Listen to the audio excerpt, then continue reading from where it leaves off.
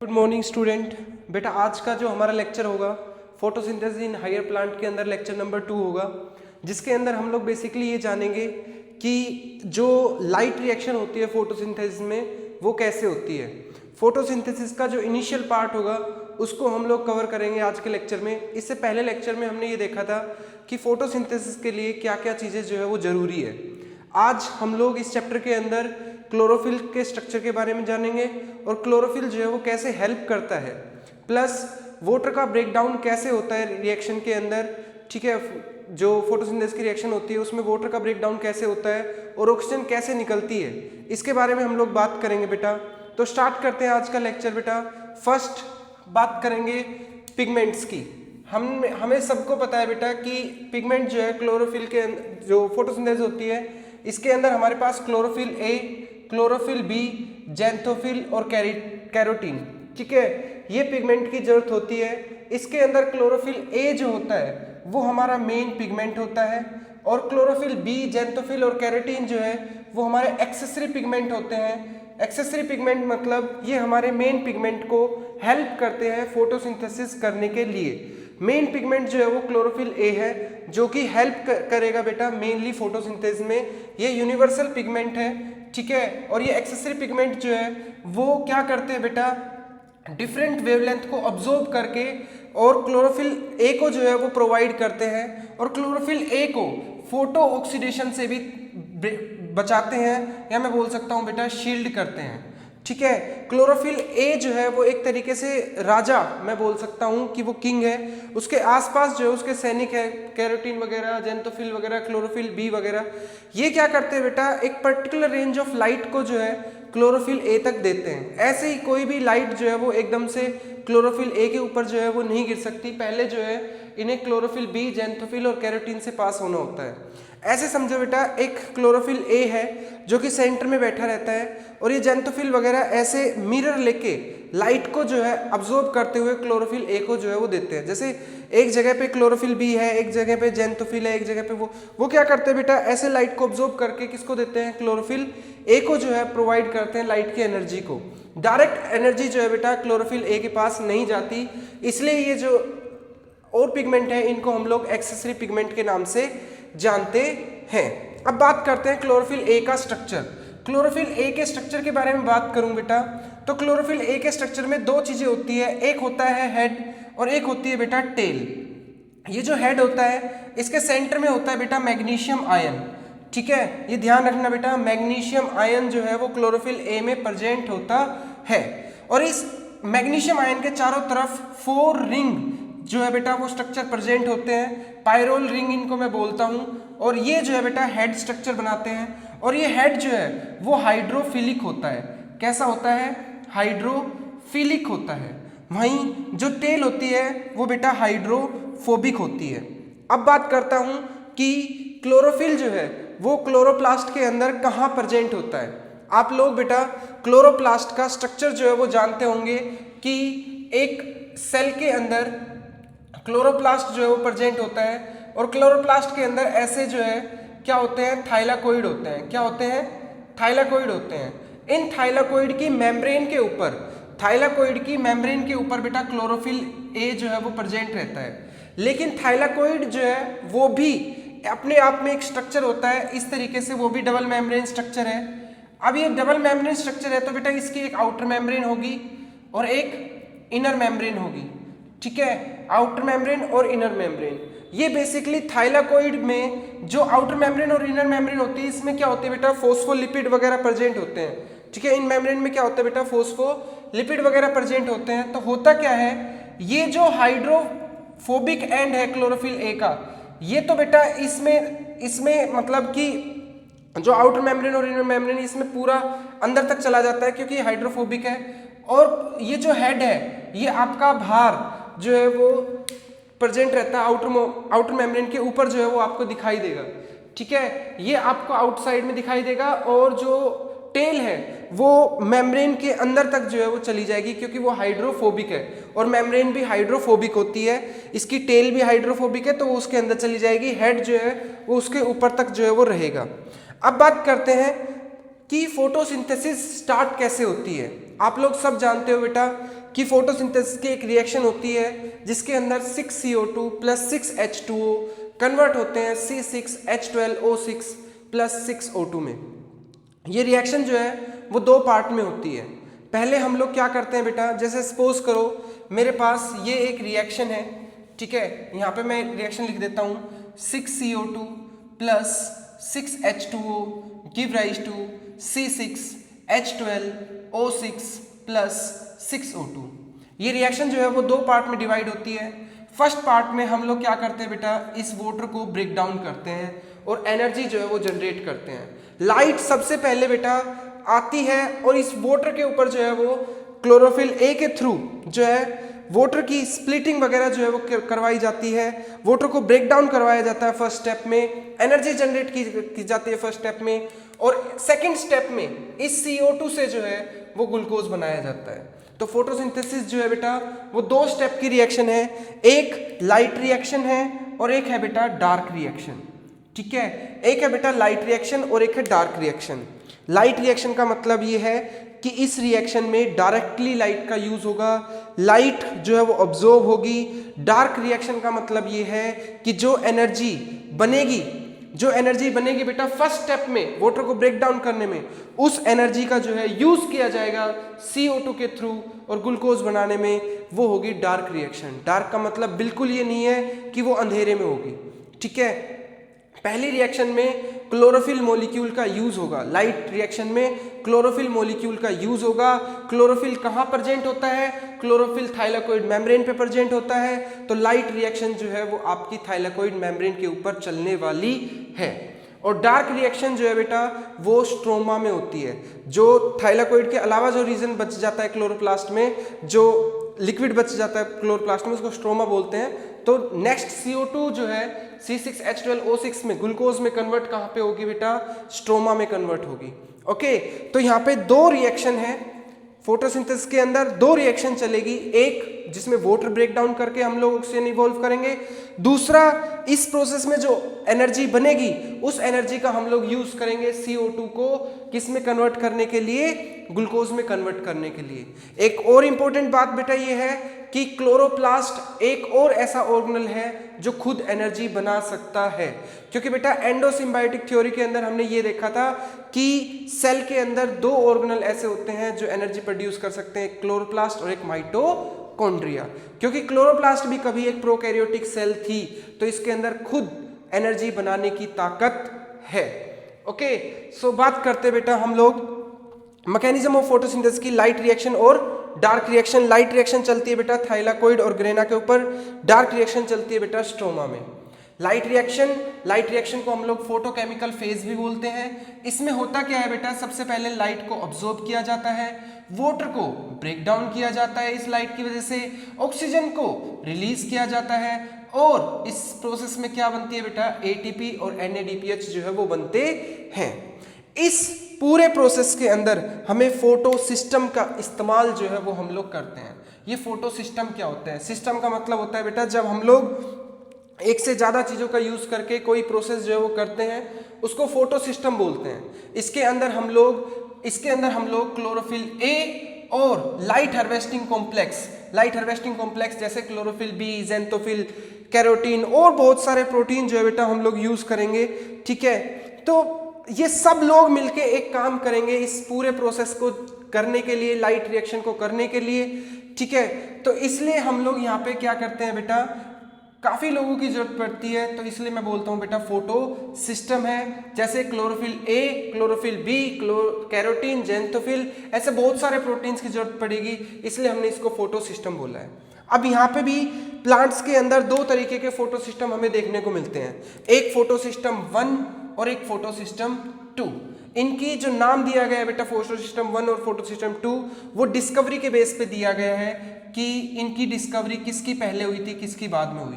Discovery पहले हुई थी बेटा फोटो सिस्टम 1 की, उसके बाद जो है वो डिस्कवर किया गया फोटो सिस्टम 2। किस तरीके का होता है फोटो सिस्टम? फोटो सिस्टम में होता क्या है बेटा, इस तरीके से हमने यहाँ पे एक फोटो सिस्टम बनाने की कोशिश की है।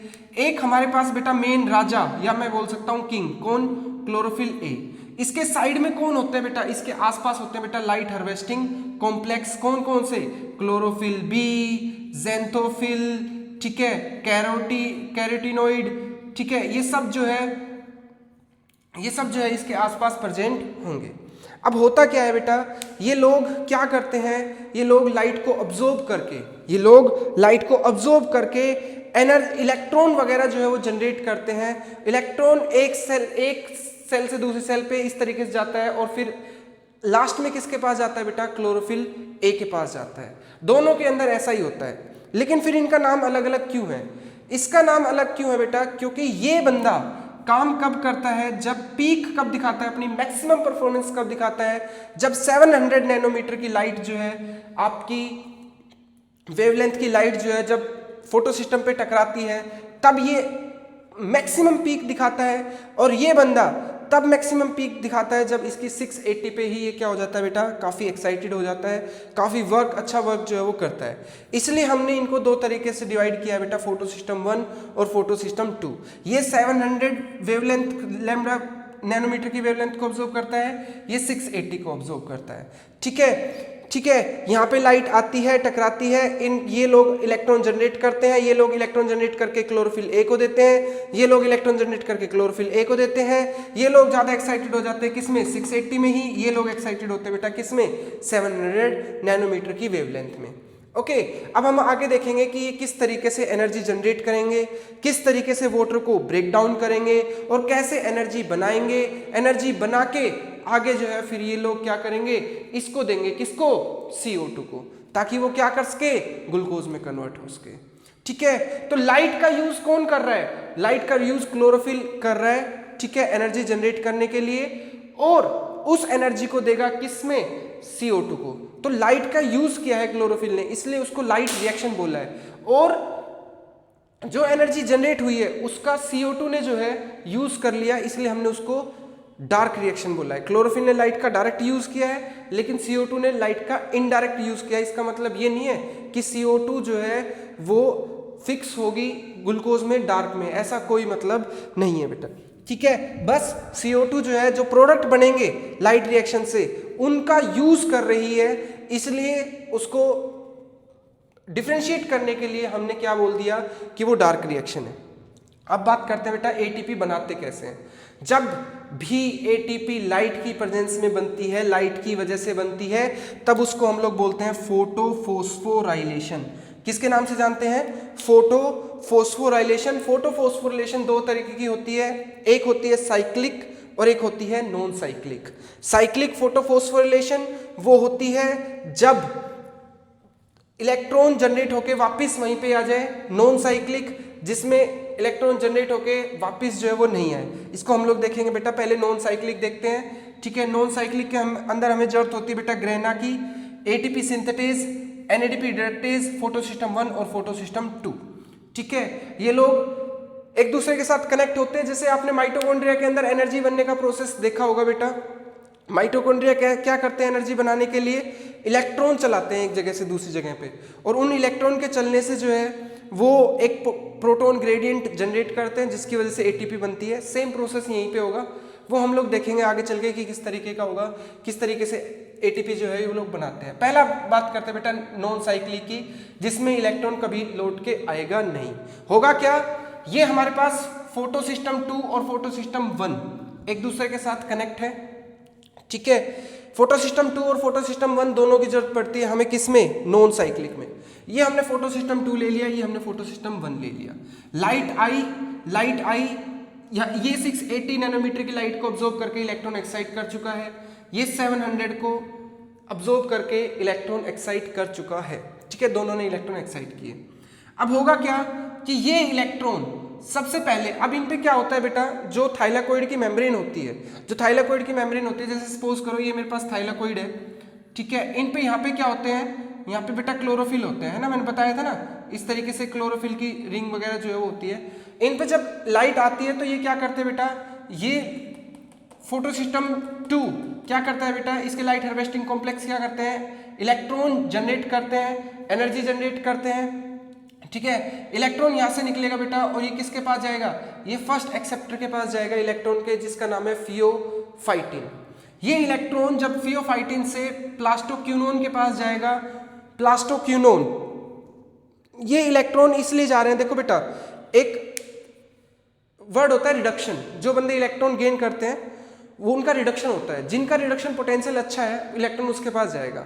मेम्ब्रेन में ये सब प्रेजेंट होते हैं, थाइलाकोइड की membrane, pheophytin, plastoquinone, cytochrome B6 complex इस तरीके से प्रेजेंट होते हैं, ठीक है।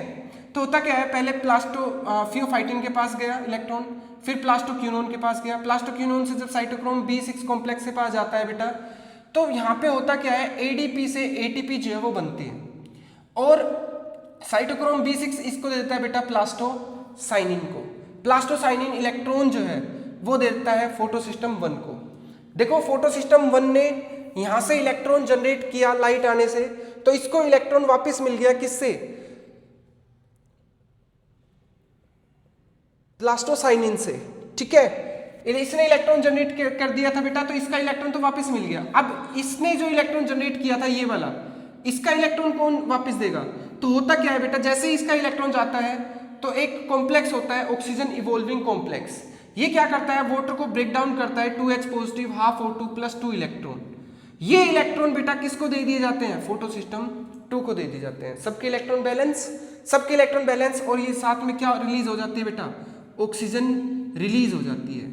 और बेटा ये वही ऑक्सीजन है जो हम लोग ले रहे हैं, प्लांट हमें दे रहे हैं, ठीक है। कहां से आ रही है बेटा, वाटर के ब्रेकडाउन से आ रही है। कहां से आ रही है ये, वाटर के ब्रेकडाउन से आ रही है। अब ये इलेक्ट्रॉन जो है बेटा किसके पास जाता है, आयरन सल्फर कॉम्प्लेक्स के पास जाता है। आयरन सल्फर कॉम्प्लेक्स इसको लेता है बेटा फेरिडोक्सिन को देता है, और फेरिडोक्सिन जो है बेटा इसको FNR कॉम्प्लेक्स के पास देता है, और FNR क्या करता है, इसका NADP को NADPH में कन्वर्ट करता है, ठीक है। तो यहाँ पे बेटा 2 स्टेप है, इसके इलेक्ट्रॉन कभी वापस नहीं आए, इसके इलेक्ट्रॉन यहाँ पे चले गए, इसके इलेक्ट्रॉन कभी वापस लौट के वापस इसके पास नहीं आए, इस वजह से ये नॉन साइक्लिक है, नॉन साइक्लिक है। और इसमें 2 जगह एनर्जी बन रही है, एक यहाँ पे और एक यहाँ पे, ओके। NADPH भी एक एनर्जी की फॉर्म होती है, ATP भी एक एनर्जी की फॉर्म है, तो इसलिए ये नॉन साइक्लिक है। साइक्लिक में होता क्या है बेटा, साइक्लिक में सिर्फ एक फोटोसिस्टम होता है, फोटोसिस्टम 1, ठीक है। फोटोसिस्टम 1 क्या करता है बेटा, जब सनलाइट जो है वो आती है और P700 पे क्या करता है बेटा, ये इलेक्ट्रॉन एक्साइट करता है, ठीक है। इलेक्ट्रॉन एक्साइट करके ये आयरन सल्फर कॉम्प्लेक्स को देता है, यहाँ से फेरिडोक्सिन कॉम्प्लेक्स के पास जाता है, उसके बाद बेटा साइटोक्रोम B6 कॉम्प्लेक्स के पास जाता है, और ये B6 कॉम्प्लेक्स क्या करता है बेटा, ADP को कन्वर्ट कर देता है ATP में। फिर यहाँ से इलेक्ट्रॉन जो है बेटा प्लास्टोसाइनिन के पास जाते हैं, और प्लास्टोसाइनिन से वापस जो है फोटोसिस्टम 1 को दे दिए जाते हैं इलेक्ट्रॉन। तो इलेक्ट्रॉन वापस जो है आ गया किसके पास, फोटोसिस्टम 1 के पास, इसलिए हमने इसको बोला साइक्लिक फोटोफॉस्फोरिलेशन, ठीक है। तो ये 2 तरीके के फोटोफॉस्फोरिलेशन होते हैं, नॉन साइक्लिक और साइक्लिक, ठीक है। जब सब चीज अच्छी होती है बेटा तब नॉन साइक्लिक होता है, लेकिन अगर लाइट ज्यादा या कम है तो उस टाइम पे बेटा साइक्लिक फोस्फोरिलेशन होता है सिर्फ, और इसमें जो है कम ATP जो है वो बनती है। इसमें सिर्फ एक जगह ATP बनती है, इसमें यहाँ पे ATP बनती है और यहाँ पे NADPH बनते हैं, ओके। और ये सब कहाँ हो रहा है, ये सब थाइलाकोइड की मेम्ब्रेन के ऊपर हो रहा है, ठीक है। अब बात पूछी जाती है what is the difference between cyclic and non cyclic photophosphorylation. अब देखो बेटा, इसमें ऑक्सीजन निकली क्या, नहीं निकली, इसमें ऑक्सीजन निकली, निकली। इसमें इलेक्ट्रॉन वापस आया क्या, लौट के नहीं आया, क्या इसमें आया, आया। इसमें ATP प्लस NADPH बना, बना। इसमें सिर्फ क्या बना बेटा, ATP बना, ठीक है। ये जो है होता क्या है बेटा, थाइलाकोइड जो है क्लोरोप्लास्ट में इस तरीके से प्रेजेंट होते हैं, ठीक है। अब होता क्या है, फोटोसिस्टम 2 जो है बेटा वहां प्रेजेंट होता है जहां डिप्रेस्ड पार्ट होता है। 2 थाइलाकोइड के बीच में जो डिप्रेस रीजन होता है, जो बीच में रीजन होता है, उनके अंदर जो है फोटोसिस्टम 2 जो है वो प्रेजेंट होता है। यहाँ पे फोटोसिस्टम 2 प्रेजेंट होता है, ठीक है। और ऊपर जो अनडिप्रेस्ड पार्ट है इसके अंदर बेटा आपका फोटोसिस्टम 1 प्रेजेंट होता है। मतलब जो अपर पोर्शन है, जैसे मान लो मैं ये कहूं कि जो फोटोसिस्टम 1 आपको जो है ये जो पोर्शंस हैं जो एक दूसरे के नीचे दबे नहीं हुए, ठीक है, वहां पे बेटा फोटोसिस्टम 1 प्रेजेंट होगा, ठीक है। तो मैं ये बोल सकता हूं कि नॉन साइक्लिक जो है वो डिप्रेस्ड रीजन में चलती है, और नॉन साइक्लिक जो है वो आपकी नॉन डिप्रेस्ड रीजन में चलती है, ठीक है। तो इस तरीके से ये डिफरेंस था बेटा, ठीक है। आज हमने देखी बेटा लाइट रिएक्शन किस तरीके से जो है वो एनर्जी जनरेट करती है। यहाँ पे मेन इंपॉर्टेंट बात ये है कि एनर्जी जनरेट ना, ठीक है, दो तरीके से, नॉन साइक्लिक और साइक्लिक, और इस एनर्जी का यूज करेगा बेटा अब ये CO2 किस चीज में कन्वर्ट होने के लिए, ग्लूकोज में कन्वर्ट करने। ओके, आई होप आपको बेटा लेक्चर समझ में आया होगा।